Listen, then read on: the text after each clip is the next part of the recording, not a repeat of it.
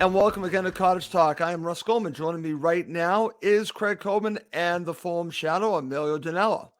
In this episode, we're going to look back at Fulham's 1-1 draw at Craven Cottage against Wolves. Emilio and Craig were both there, so I'm going to get their firsthand analysis of what they watched at Craven Cottage. As always, before we get going, please do subscribe on YouTube and Apple Podcasts. It does help other Fulham supporters find us.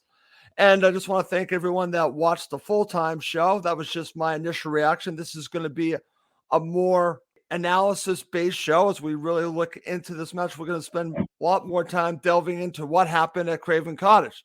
So, guys, let's not waste any time. First, Craig, welcome back to the show. How you doing? I'm doing well, Russ. Thank you. Okay, Emilio, the Fulham shadow returns. How are you doing? Yeah, the shadow with no shadow today. So it's I'm not doing the show outside of Craven Cottage tonight. But good to be back with Craig as well tonight. And there's a few talking points from yesterday's game. But yeah, another point on the board. Still in European contention. Not playing at our best. That's right. Can't complain. Okay, well, let's just start with opening thoughts from the match. Craig, I'll go to you first. Just give me your flavor of what you watched at Craven Cottage. Russ, I think we were lucky to get the point. Wolves outplayed us. They out-hustled us. They outpressed us. But the Israeli superstar, Manor Solomon, saved the day for us with a magnificent goal. So I'm happy with the result. Less happy with the performance. I'm not happy with the performance either, Craig. And I actually said right after the match ended, especially the first half, I said that Fulham were outplayed by a country mile. I think I'm being generous by saying only a mile because I think it was really just a one-sided affair. And Fulham, I think, were fortunate to only be down a goal. Yeah, Wolves outplayed us pretty comprehensively. We seemed to struggle to break their press. We couldn't hold the ball up when we hit it long. And they were fairly comfortable on the ball throughout much of the match. And it's hard to say that they shouldn't have come away with 3 points. Okay, excellent. Mr. Nello, over to you. And again, coming off the match, right after the match, going on to do the show, my first thought, I focused a good amount in a very short period of time talking about that first half, but I want to delve into what Craig said because this was not a good performance. However, and we've had a few performances that haven't been that great, but as you said, it's a point. And right after the match, I watched NBC Sports, Emilio, and Robbie Earle was on, and he said 2 seasons ago, there's no way Fulham get anything from this match. They lose this match. So that shows the growth. But what are your thoughts about all this?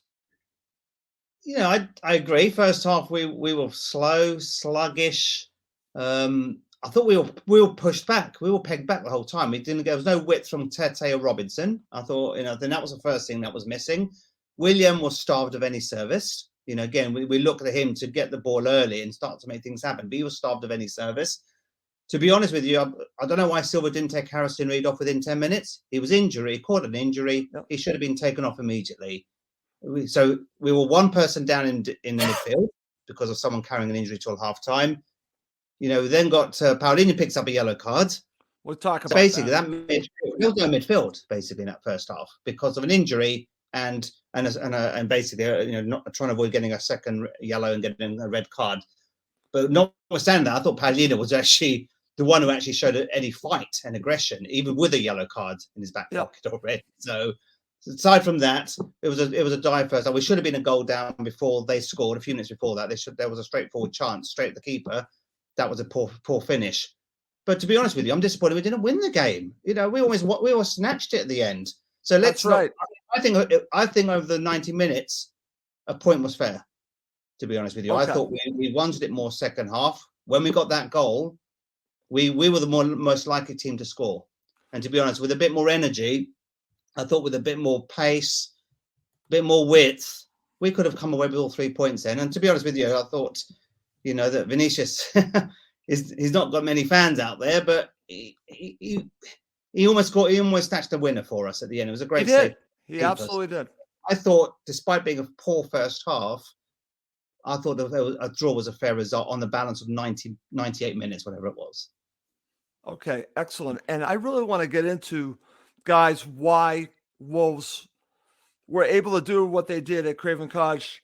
Over to you, Craig, because I find it interesting that Emilio talks about central midfield, because I thought they bossed central midfield. Was it to do with the yellow card? Was it to do with the injury? Or was it just playing out Wolves were better and they were just dominating the play, and we should just look at them more than focusing on what Fulham didn't do? But I also going to ask you this question. How much did Fulham miss Mitro in this match, Craig? Well, the question may also be, how much did Fulham miss Mario Lemina in this match? Because I think Mario Lemina and Ruben Neves bossed the game in the midfield. Yes. And they were superb, especially Lemina. Really an outstanding performance on their end. And we also had a great deal of difficulty breaking out from the press. I mean, when they pressed us, we couldn't pass out like we usually are able to. And of course, we didn't really have the outlet up front because Vinicius wasn't winning the balls in the air. So we were flustered and frustrated. And as Emilio rightly says, we were sluggish. It may have something to do with the fact that Palhinha had a yellow card. It may have to do with the fact that Harrison Reed was injured in the 10th minute, or maybe not playing at full strength. Whatever the reasons were, we were definitely on the back foot.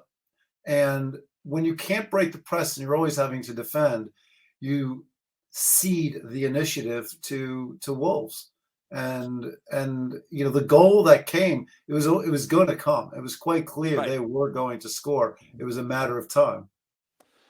It's a good point. And Milo, as you said, you felt that they really could have scored earlier than that in a similar situation. So they basically recreated what they did minutes later to score the goal, but they could have scored a goal earlier. So what do you put this down to? You've already mentioned the injury and Palhinha. What about my thoughts on Mitro? How much of a miss was Mitro? Now, I'm going to share this with you. I was actually listening to a show a couple hours later, and former U.S. men's national team striker Eric Ronaldo watched the match, and he focuses on the striker. And he said he could not believe, he was so frustrated by Vinicius because he said the guy's 6'3" tall, and he could not win any balls in the air. And that's what frustrated him, because he thought that you want to try to replicate Mitro as much as you can, but he just couldn't do it. However, he did have these opportunities to help Fulham win the match. But he brought up Vinicius. Now, Vinicius is never going to be Mitro, but how much did they miss Mitro? I think we've missed Mitro the last 3 months, to be honest with you. The fact that we've been unbeaten for a few games, that, you know, how dominant have we been? Well, I think we've come off the highs of the beautiful, elegant football. I think we've changed our football recently. I've just seen we're playing the ball a lot longer rather than playing out of defence. So Wolves reminded me yesterday how we were 3 or 4 months ago. You know, confident in the ball in the back, playing side to side, keeping possession, nice one-touch movement. Wolves were doing that yesterday, and Fulham had we were just second best. We were chasing shadows at times, not chasing a Fulham shadow, but chasing shadows at times. I might hasten to add, but it just felt like we were passengers in that first half for the best part, and it just felt like roles reversed. You know, early the season it was Fulham, you know, keeping possession, 55-60% possession, you know, good football. We've had to change it and mix it up a bit. Now, whether that's because we've had to adjust to a different style of football, because the Wolves, I thought, were well set up, well organised. But if you were independent, never seen either of the two teams play this season, you would have thought actually Wolves were Fulham, just because they kept the ball nicely, carved out chances. That first chance they missed, they should have scored, but it was good movement, good passing, you know, better finishing. They would have been 1-0 up, but then they got their deserved goal a few minutes later. But Vinicius, you know, I've lost. You know, how many headers did he win? How many balls did he win? How many free kicks did he? So yes, naturally we do miss Mitro, because we weren't winning free kicks in those key positions. His hold-up play was abysmal. But you know, maybe Vinicius will snatch a goal here and there. He did that against Chelsea, and He Right. got the header in the first half, I recall, as well. And maybe it was a great header, but an even better save at the end. So, we've been saying for 3 years we need a backup striker. So it's no surprise when Mitra gets injured, we're starved of reserves there. And Vinicius is the best we've got. So, who else do we put up there? It's no choice. It's that or Bobby Reed, and we saw how ineffective he was last weekend. So it's take it or leave it, guys. It's Vinicius or Mitra when he's back from injury, but he's probably going to be out for a few weeks longer than people think. Well, it's funny. Like I said, I was listening to a show that was saying that they thought that Marco might consider putting Bobby Decordova-Reid up front in the second half. Thankfully, he didn't do that. And I'm glad that he didn't do that because I didn't think it worked the first time. I don't think that they're against trying that again, but I'm glad that they didn't do it in this match. Craig, over to you. I want to go back and talk a little bit about Paulinho because I want to get your reaction to when he got the yellow, because my reaction, I'll just share, was they need to get something out of this match because he's going to be missing the next 2 matches. That was my gut reaction when he got the yellow. What were you thinking at Craven Cottage when Paulinho got the yellow? Well, right after the tackle, I immediately thought he was going to get booked. It was a bookable offense. You can debate about the booking against Brighton, where it was a clean tackle, although it was starting up and aggressive. That was more debatable. This one, I think, quite clearly was the kind of foul that's always going to get you a booking. And people in the stands. I stand in row QQ of the Hammersmith end. We're talking about it, and we recognize that he was going to miss the next 2 matches, and he was probably going to be a bit neuter for the rest of this match so as to avoid being sent off and putting us in an impossible situation. So it did deflate a lot of the crowd because Paulinho has been such an inspiration with his tackling throughout the whole season, and he has been able to engage with the fans because of his measured aggression on the pitch. That's very interesting you say that, because I've read and I've heard criticism of Fulham's support. I'm talking about the supporters in this match. I want to go to you, Emilio. Do you think what Craig is saying could have a factor here, that the crowd, that the balloon went out of Craven Cottage when he got the yellow card, meaning that the supporters say, what are we going to do from here? And that they feed off of Paulinho, and Paulinho feeds off the crowd. Yeah, to some extent, I agree with that. But if you actually look at subsequent to that yellow card to half time, the only person who showed any grit, fight, determination was Paulinho. Yeah. He was still getting tackles in. He was still winning. Oh, he didn't change his game, by the way. He didn't change it. Again, he continued. So there was one moment, I think was it in the second half, or was it? I can't remember when it was, but the referee just had a gentle word in his ear. Sort of play continued, and the referee just went to Paulinho, just said, "By the way, I saw you doing another foul there. Just be mindful of the fact you're on a yellow. I'm watching you." But up to that point, he was the only one actually still up for the challenge. The rest of the Fulham team were literally sitting back, couldn't string 2 balls together, very passive, and we were just, like I said at the beginning, very sluggish. But yes, I agree. There was a worry that Paulinho make sure you don't get a second yellow. But if it wasn't for him, then we could have been 2 down because he kept getting challenges and was winning them pretty much successfully. The challenge, what I don't understand is, why did we not take off an injured Harrison Reed within 10 minutes? He played for 35 minutes with an injury, limping, pulling out of tackles, not being able to pass particularly well because of the injury. What was Marco Silva thinking? I find that puzzling, because I thought that played into Wolves' hand, because we already had a void in midfield before the injury, and then for 45 minutes, to Craig's point, we were toothless in midfield and we were out fought. But it doesn't help when you've got one who's injured and the manager hasn't substituted him, when they're a very adequate replacement on the bench waiting to come on. So, Marco Silva, I'd like to see your explanation for that, please. Well, what's interesting about this, and Craig, I want to get your thoughts on it, because we're going to talk about the substitutions to begin the second half, because I'm glad that Emilio is talking about bringing on Lukic later. Could the situation have been because of Harrison Reed, maybe to bring him on sooner? Could the match have been changed sooner with Lukic on the pitch? What are your thoughts about this? Do you agree with Emilio's thoughts that maybe Marco got this one wrong and should have taken Harrison Reed off earlier? Well, look, I couldn't see from where I was standing how injured Harrison Reed was and how much effectiveness he may have lost because of the injury that he suffered in the 10th minute. What I would say is, although we improved in the second half, Wolves were generally speaking still pretty comfortable in the ball. We still struggled to break that press. And so we only partially solved the problems that we had in the first half. In the second, we only partially solved them. So I don't know whether it would have made a difference. Okay. I just think we came up against a team that was hungrier, faster, and better than we were throughout much of the game. And I think that's fair, Craig. And that's what's interesting about this, because I'm glad that we got a point. I'm glad that we can talk about Fulham finding a way to get a point. But I started my show yesterday by giving all the credit to Wolves, because I thought Wolves played very well and made Fulham look this way, Craig. And it sounds like you're kind of backing me on that. There was no fluidity, Craig. There was no crisp passing. And as Emilio said, Wolves looked like Fulham from months ago. So is that to do with Fulham, or is that to do with Wolves? I think you have to give a lot of credit to Wolves, Craig. Yeah, look, yes. I also don't think Fulham played particularly well. We also had a lot of misplaced passes.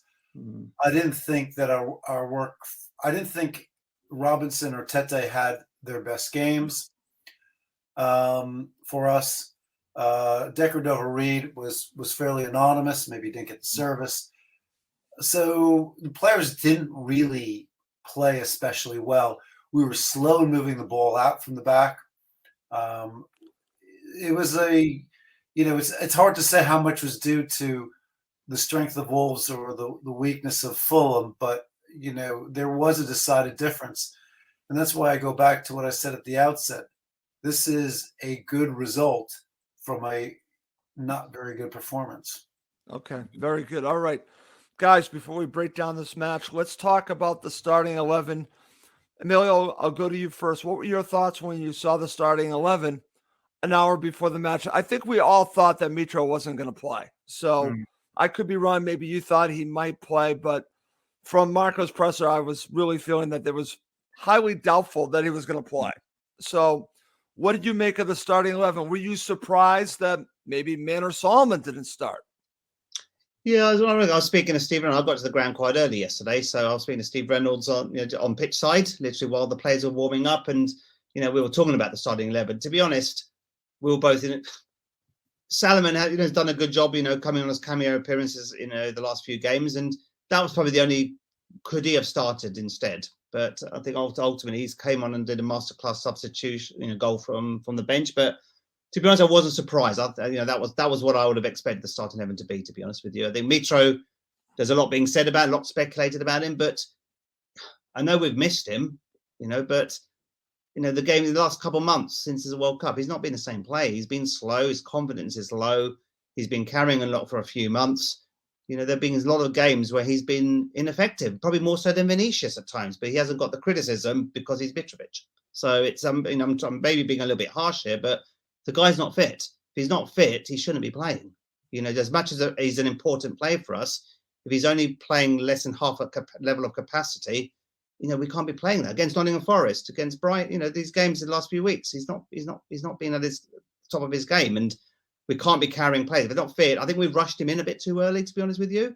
Okay. At the time we've risked playing him when maybe he should have been rested further. But I'm hearing all sorts of speculation. Who's saying he's not going to be back until April? Who's saying on the chat he's going to be starting against Leeds? But if he wasn't even on the bench yesterday, why risk him against Leeds? That would be a faux pas as far as I'm concerned. Get him fit and get him to be effective. Otherwise, I think we may end up losing him for the rest of the season. He picks up another knock. So it's the coaching team have got an important decision to make in the next few days and weeks. But he's a big man for us, as we know. But if a player's not fit, he shouldn't be playing. End of story. Okay, interesting. Over to you, Craig. Your thoughts on the starting 11 and on Emilio's thoughts on Mitro. Look, I agree with what Emilio has to say about Mitro. He has been poor since the World Cup, maybe due to injury. but for whatever reason, he hasn't been able to contribute. What is interesting is that since in the 10 games since the World Cup, I think we've scored 20 points. Only Manchester United, I think, have had more points. And so it shows that, the team is more than just one player. As far as the starting 11 goes, no real surprises. Harry Wilson is not in the starting lineup, but I think it's understandable that Deco Dover-Reid and Willian would be the starting wingers. Manners Solomon, there is a question mark as to whether he is match fit to go for 90 minutes after a very long layoff, but he has certainly been a super sub for us in the last 3 games for sure. And it was seeing him come off the bench really injected heroin into our veins, metaphorically speaking. Right. Okay. Excellent stuff there. And the only question I had was Manners Solomon. I was wondering if he would start him, but I understand why he went with Bobby Deco Dover-Reid, why he went with Willian. I get all of that. And it's just interesting to see what happens from this point on, because I think it's going to be pretty much the same. And what's interesting, Emilio, because when you look at Silva, and styles are very different, but I remember a team under Roy Hodgson where he didn't make many changes. Why do I feel that we have a little bit of that going on with Marco, meaning he wants a settled team. He's got a settled team. And unless someone basically beats out another player, someone like Bobby Deco Dover-Reid is going to play. In the situation where I think Diop finally beat out Tosin. So once you beat him out, you really have to do something to get out of that lineup. Yeah. Am I on the right path here? Because that's what Roy would do. Yeah. And, we know that Marco Silva's can be quite stubborn. Like you said, we all have our favourites in the workplace, and football's no different. Managers will favour certain players over above others, and you clearly can tell who Marco Silva's favourites are, whether they're performing well or underperforming. So there's loyalty there. But what we've seen in the last couple of months, and Craig, you could probably agree here, that our style of football has changed. Our brand has somewhat shifted. By the fact that we haven't got Mitrovic there, I think we're playing a little bit more direct, which is maybe not is unlike Marco Silva, but is that enforced? Because we haven't got. I know it sounds contradictory, because if you've got your big man up front, then that's the sort of target man you play. But I'm just saying we're playing a lot more direct football. We're playing less from the back. There were moments we tried to do that yesterday, and we nearly got caught out by Wolves with their energy and press. So there were, Riemann and Diop and the keeper passing the ball, side by side. But we've lost our beautiful brand of football to some extent. I don't know if you agree, Craig. If we turn the clock back 3 months ago, we were enjoying free-flowing football, nice one-touch, good movement.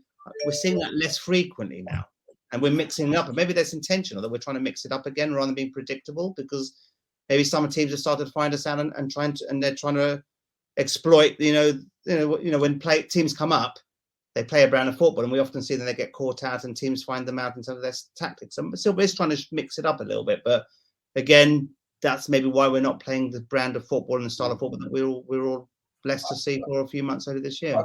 I think one thing that. Sorry, Russ. I was just mentioning that.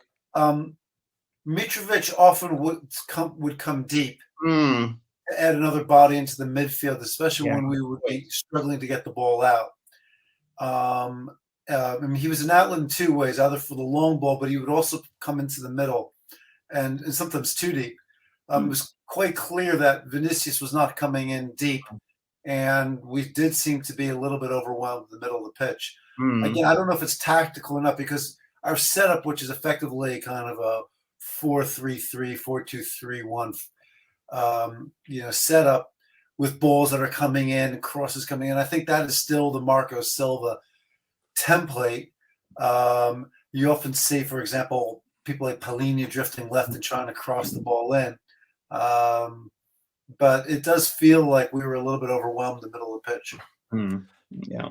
That's a great point. I'm glad that you guys are talking about this, because while you're saying this, I'm thinking about how Mitro would come deep, and we just don't have that right now as that outlet. And Vinicius is certainly not doing that. to your point, Emilio, maybe that has forced Marco to change how we're playing. And we're not playing the ball out from the back as much because we don't have that outlet that maybe we've had in prior games, Emilio. Even like you said, a month ago, 2 months ago, it's a different situation right now. And maybe this is the situation, the hand that they're dealt is right now because of the situation with Mitro. They can't play maybe the way that they want. So maybe there is more to Fulham having to change how they're playing because Mitro's not there. Mitro, that what he offers. And we've been a lot more pluckier the last couple of months, haven't we? We're not winning, particularly well. We have to grind results out like we did against Brighton, undeservedly nick a win. But 2 years ago, we wouldn't have done that. Last night, you've said it earlier, we were a goal down. We wouldn't have got anything from that game 2 seasons ago. And it's the no way. Same thing. So we've been more plucky. There's more resilience, more belief. That comes with, Silva and the confidence from the management team. But, if those formulas don't actually work, then you can see that things aren't clicking as nicely as we would like. And in a way, we've got the 39 points. We could still push on. And to me, it feels like a missed opportunity again. It's like, Tottenham at home, get something out of that game, or even get a draw. They won the game undeservedly and pushed on through. They got that 3-point advantage on us. Newcastle away should have got at least a point, if not more. They pushed on that in that 6-pointer. So there's been moments where we've thrown away these opportunities. The Wolves yesterday, that would have been a game at the start of the season. If you want to stay up in this division, you've got to beat Wolves at home. The fact that we're safe, in theory, another missed opportunity to get closer to Tottenham and you. I know I'm getting carried away myself, but there's these missed opportunities where if we were playing the way we were 3 months ago, those 3 games alone, I think Newcastle, Tottenham, and yesterday, instead of getting 1 point, we probably would have got 4 or 5.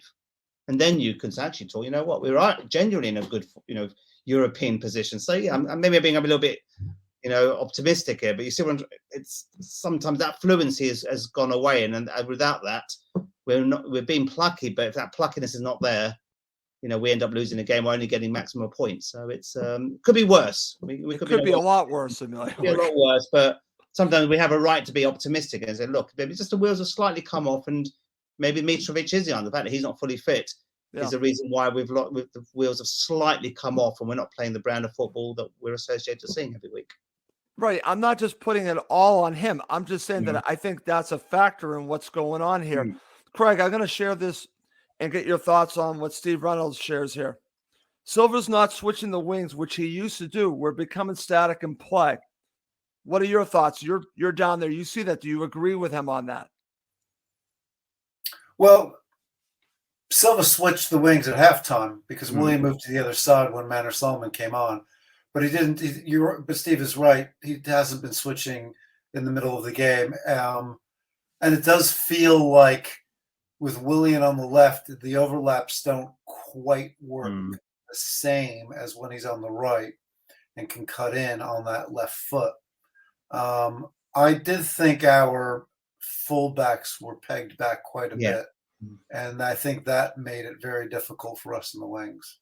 Right. And what's interesting, and I'll go right back to you, Craig, because at halftime, and I want to say we get great analysis on NBC Sports, and Danny Higginbotham's been fantastic.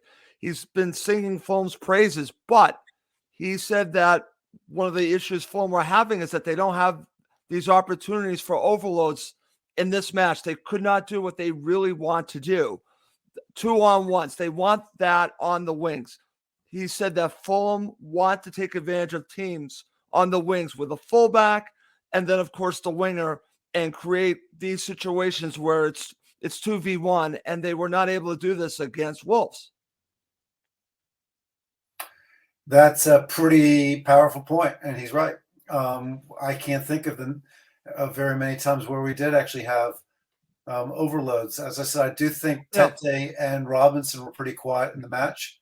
I think they struggled to get on the ball and struggled to get forward. And maybe having, Willian on the left and Bobby Decorita on the right was an issue because you can't get the overlaps as easily because when they come in, when those wingers come in, they're coming in on their weak foot. Right. At halftime, it was switched, and it probably did create a little bit more space, and you could even argue that was probably what created the space for Manor Solomon's goal. Absolutely. And we're going to talk about that in just a few minutes. But coming up next, Emilio, Craig, and myself, we break down this match. We look at both halves, and then we end with man of the match. If you're watching live, feel free to share. Who was your man of the match? Okay, guys, let's get to it. Emilio, I'll go to you first. When we look at the first half, we've already been really getting into it. But give me your thoughts on what you watched at Craven Cottage, and also your thoughts about how Fulham gave up this goal. And you saw it coming, like you said, a few minutes before. They could have scored then. So give me your analysis of what you watched in the first half. Yeah, just slow, sluggish. Like we've said, our fullbacks were pegged back, and I think there were a few moments when Robinson was pushing up. I think Craig, you mentioned earlier, we were very wasteful in our passing at times in the first half, and that then gave possession back to Wolves, and that's when I think we've got caught out with both those chances. The first chance that they missed, good build up, good fine passing, but we got caught out in defence. We gave them a bit too much respect, a bit too much space, and Robinson wasn't at the races in that first half. And another day we should have been a goal down, but the second when they did score is effectively a repeat of that moment a few minutes before. Same, gave away possession. Robinson was out of position. Can't blame Tim Ream. Tim Ream trying to defend the ball, but ultimately Wolves, deserved that lead. It was coming. They were knocking on the door. We were being pegged back, like we've said, and Robinson at times, just like I said, I think that was probably his worst game for some time now. I can't remember Robinson having a poorer game than that. I know he's linked to a lot of big teams at the moment, but hopefully that's not distracting his focus on playing the football. But overall, I thought he was a bit of a liability in that first half. But the fact that we were trying to push up, getting pegged back, but they were pressing us and we kept losing the ball far too easily. And to be honest, it wasn't a surprise. As soon as they got that ball, I said to Joe next to me, this is a goal. You can see it. There's just so much space, so much time. And to be honest, it was a good finish. It was a calm, composed finish. Something we'd be proud of early in the season. We scored that, but there was no qualms. Wolves deserved that lead at that point. Without saying, there should have been 2 up if anything. But we have to ride our luck sometimes. But I think everything we've described so far was contributed to that goal. There was no surprise, but it's just disappointing all round. But it's the crowd went a little bit flat after that goal. Right. A lot of fans around me were getting frustrated about Fulham just not even going out of first gear, to be honest. Poor passing, lethargic, out of position at times. And again, I was thinking of the Harrison Reed again. We know what he could do. What his job is, and he couldn't do that effectively. I still don't understand why Marco Silva persevered with him, and I think that caused a problem as well. We were playing with one less man on the pitch, so when you're playing 10 against 11, you're automatically giving an advantage to your opposition. Okay, very good. All right. Over to you, Craig. You've already done a really good job of talking about the first half, but I want to focus on something else. Regardless of how bad Fulham played in the first half, they actually did create a couple of opportunities. The header from Vinicius, not the strongest header, but it was an opportunity. But what happens if Pereira actually scores to end the first half? Could you imagine being a Wolves player or the supporters if Fulham scored to end the half? That was a legitimate opportunity, Craig, that could have actually really changed the match if they scored to end the first half. Your thoughts? It was a good free kick, but if I recall correctly, it was pretty much in the center of the goal, and you would have expected the goalkeeper to save it. But sure, if we had scored before halftime, it would have definitely given the match a very different feel and different momentum.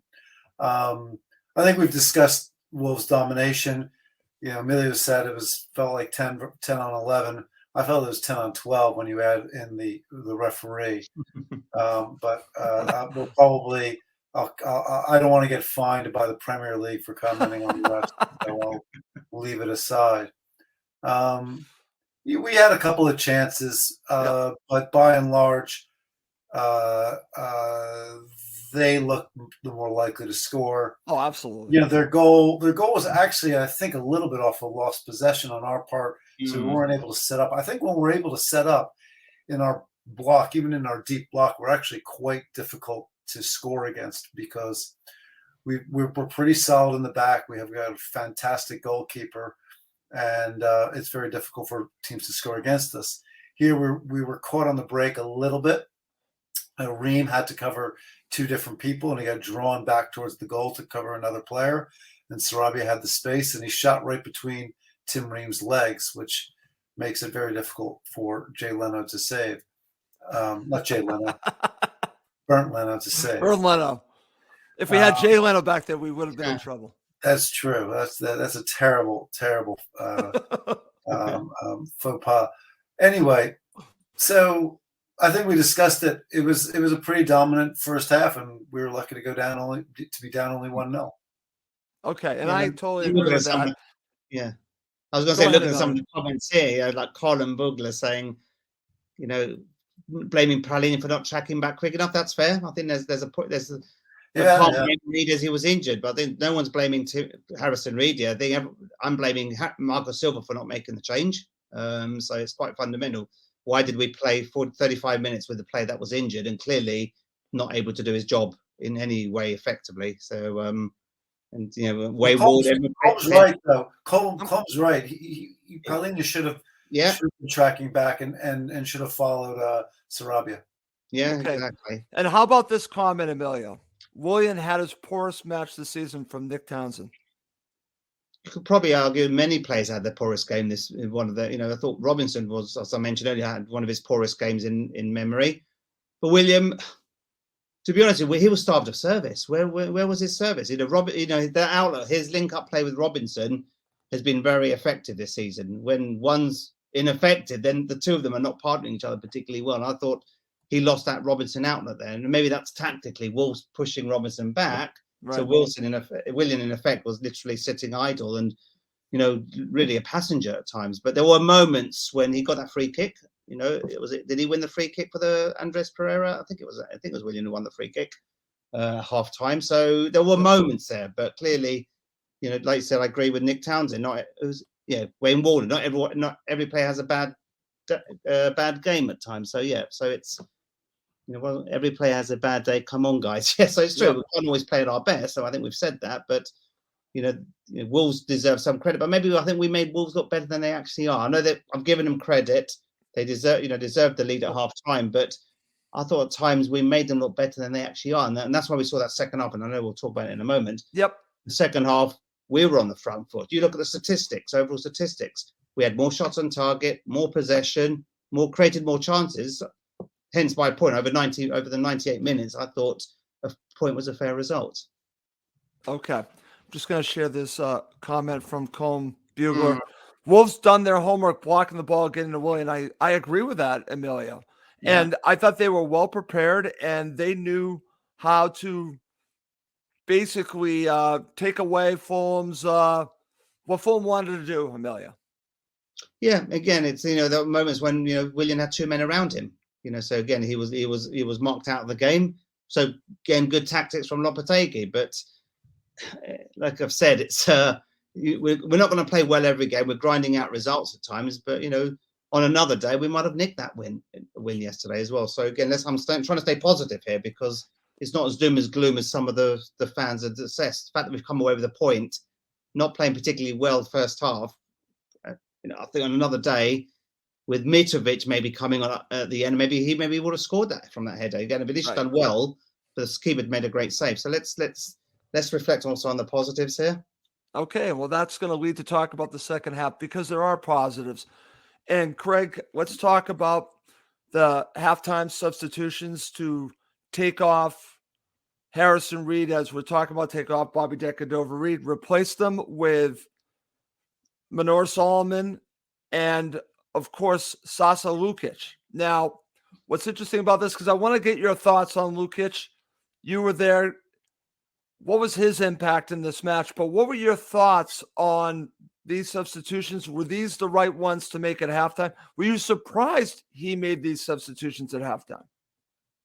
I was a bit surprised because Marco Silva has, generally speaking, been very late in bringing on substitutions. And that, I think, is part of his philosophy. It's quite clear he was unhappy with the way the first half went, and he wanted to make changes straight away. I think what was most striking was the change in in wings. So William moving to the other side, and William moving to the right, and Manor Sullivan moving to the left. Lukic, I thought, had a decent game. I don't think it was a dominant performance, but I thought it was a solid performance. I think the second half was much more even than the first half, but I still think that there were times when Wolves were fairly comfortable in the ball and troubled us with their press. Okay, and I'm not going to disagree with that, Craig. I'm glad that you're keeping it not just positive, but basically telling it like you saw it, because I agree with this. I thought Fulham played much better in the second half, but Wolves still looked like they did in the first half or stretches of the second half.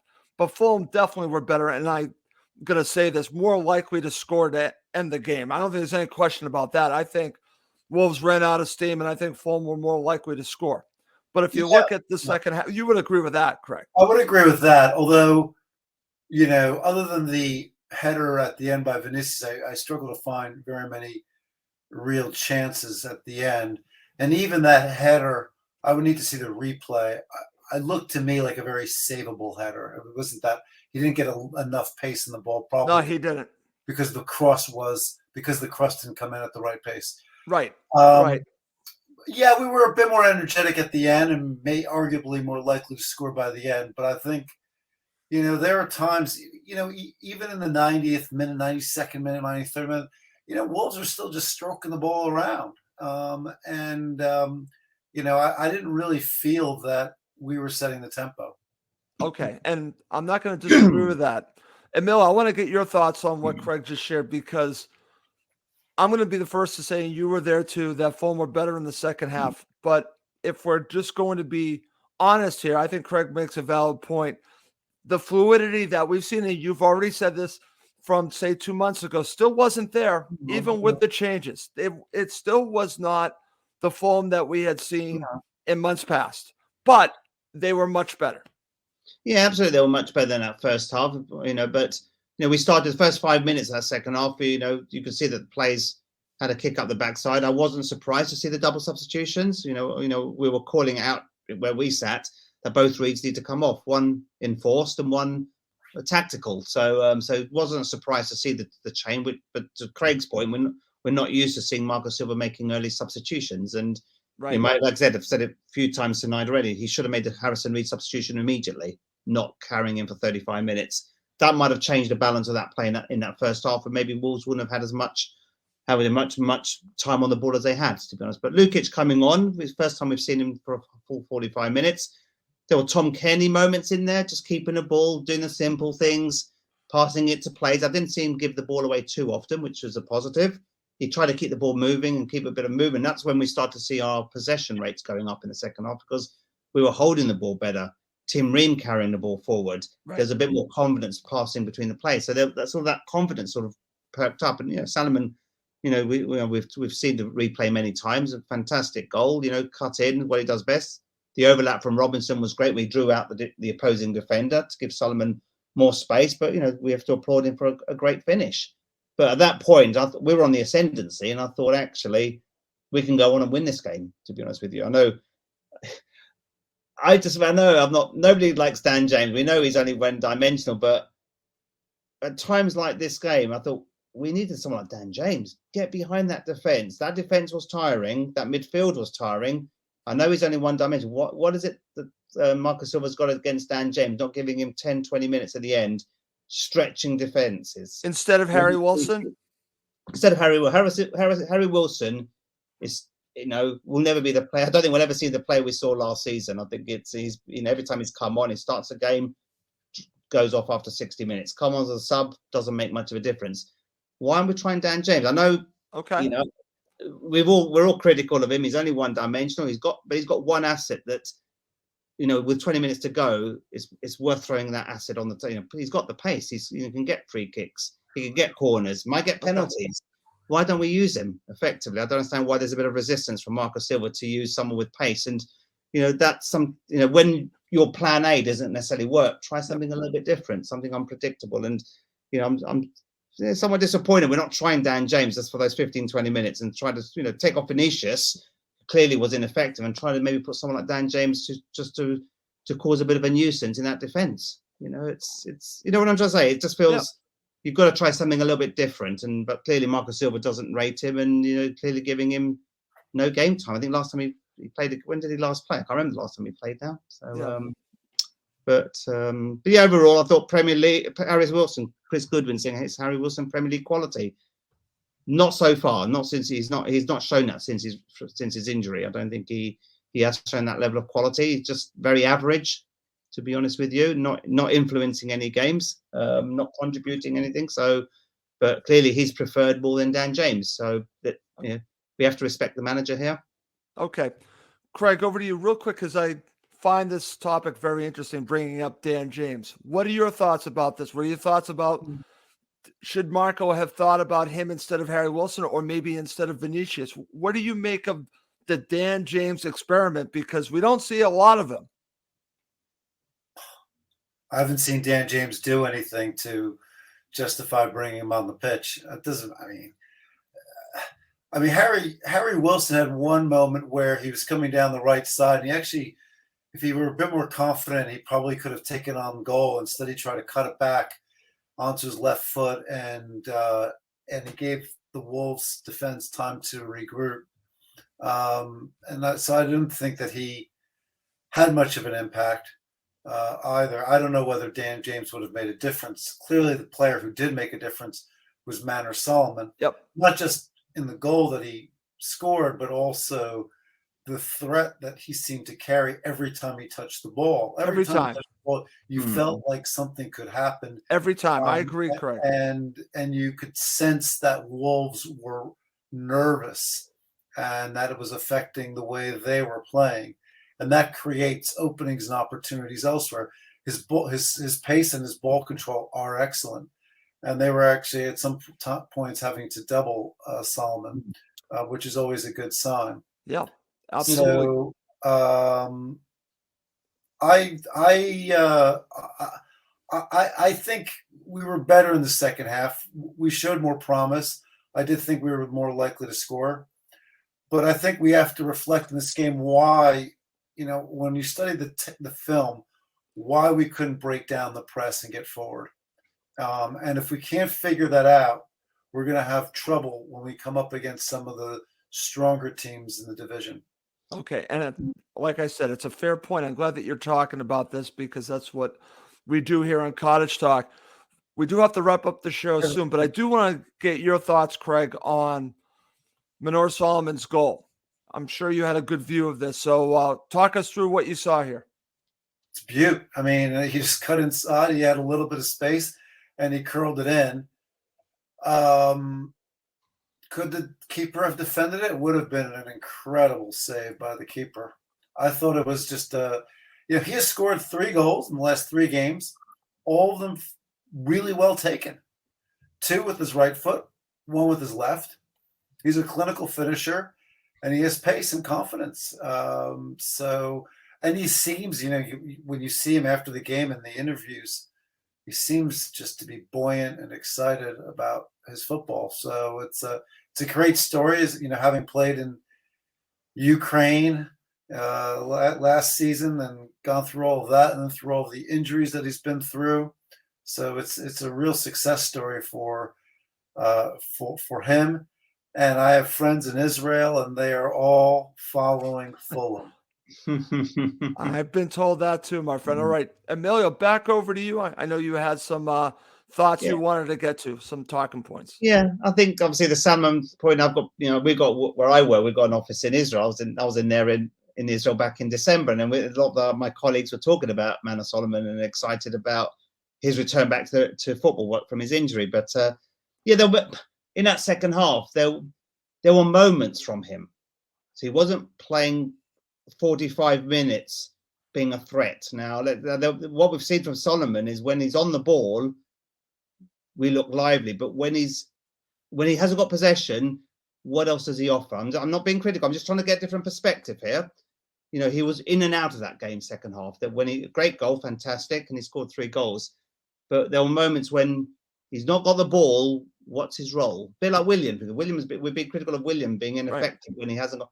What was Solomon's role when, for large parts of that second half, he didn't get much of the ball. He was, he's not the biggest person in the world. Let's be clear. So if things run smoothly, he gets the ball, he gets a sniff of goal. We know what he can do. But I'm just thinking his overall contribution probably needs to improve. Again, if you want to play for 90 minutes, you're not going to only be looking to make create something, from the wing, cut in, create chances. You've got to offer more to the team. And then my second point is, and we haven't mentioned Pereira. Yes. Pereira at times I thought didn't contribute enough in the midfield. That's first half in particular when we're one man down with Harrison Reed, Paulinho on a yellow card. Where was Pereira? Pereira's got to add more support there. He's got to protect that defense, that central midfield more than he did. And again, I thought he had a fairly average game, to be honest, either. But we've not mentioned him tonight. But we need to see Andres Pereira also cover more, track back more often when the chips are down, rather than causing that threat from set pieces, which we know he's very, very good at. So that's something else, like I said, we've not mentioned tonight. But I'm slightly critical of Pereira's lack of protection in that midfield when the chips were down in that first half in particular. Oh, it's a fair point, Emilio. I'm glad that you brought that up, and also I'm glad that you shared your thoughts on Manor Solomon as well. Guys, we do have to wrap this up, so quickly we're going to go to man of the match. Craig, who's your man of the match? Manor Solomon, goal scorer, injected excitement into the game. And Emilio, I disagree with you a little bit. I think even off the ball, he was a menace, and Wolves were keeping an eye on him. Okay. Over to you, Emilio, man of the match. It's been two minds of this. Clearly, you'd think the man of Solomon would deserve a man of the match. Great goal, but I'm going to give him slightly just above Tim Ream. I thought Tim Ream again had a very good game. Led from the back, covered tracks, covered our asses as well. Excuse my French. And I thought he led the Fulham team. He's been an inspiration this season. It's hard not to see Tim Ream being man of the match as well because of his overall contribution. He looked very assertive. The experienced professional he is, and without him this season, we certainly wouldn't have 38, 39 points. Put it that way. So I'll give it to Salomon on the basis that he scored the great goal, and to Grace where he injected some pace, but I didn't see that enough of that for 45 minutes in that second half. It was moments here, moments there, but Wolves did well to give him limited time and space on the ball, which something he needs to work on. Maybe he's not 100% fit yet, but which is why he's not starting the games in the Premier League. There's probably a reason for that. Okay. Emilio, I'm going with Tim Ream. I said this on full time. I'm not changing my mind on it. For me, I think Tim Ream can play next season. I do. I think that his nose for the game, his cerebral play affects everything Fulham do now. And I think he can cover up with a lack of pace with everything else he does. Tim Ream, my man of the match. I'm going to just back that up. And I never thought I would ever be calling Tim Ream for man of the match this season, but he was my man of the match. I'm just going to share quickly some other comments. Chris Coben, man of the match. Manor Solomon was brought on at halftime and was the game changer for Fulham and deserved the goal. Wayne Waldman says Diop, man of the match, an interesting one. And then Nick Townsend says Ream had a touch of Bobby Moore about him. He's been that good. Very interesting. Great take there, Nick. Okay, great show, guys. I do want to wrap it up. Craig, as always, thank you for doing the show, my friend. Thank you, Russ. Thank you, Emilio. Thank you. Okay, Emilio, the Fulham shadow has returned. Yeah. No Fulham mode. I'm sorry, no shadow mode. There's a goal. No shadow mode. But yeah, it's good to be on the show with Craig. We always have a very balanced, very healthy conversation. So I always enjoy it with Craig on the show. But look, another point on the board. Lots to look forward to. We've got an FA Cup game on Tuesday night. I hope we play our strongest team because I want the cup run. We all want to go to Wembley. So I know Leeds won today, but that's a winnable game on Tuesday night. So let's get the win and get a favourable draw in the quarterfinals because we all want to go to Wembley. And Russ, you're going to come over and watch us at Wembley. I don't know, Emilio. I would love to go. Let's just leave it at that. Of course, I would love to go. We'll see. We'll see, my friend. I know I have a place to stay. I'm sure I have a place to stay. Plenty of room here. You were You were great to me the last time. I'll just leave it at that. I had a great time staying with you the last time, Emilio. All right. Enough talking about my time with Emilio. It's time to wrap up the show. Before we go, always subscribe to YouTube and Apple Podcasts. It does help other Fulham supporters find us. Well, that's going to do it for this episode of Cottage Talk. For Craig Coben and Emilio Danilo, I'm Russ Goldman. Thank you as always for watching and listening to Cottage Talk, now part of the talkSPORT Fan Network.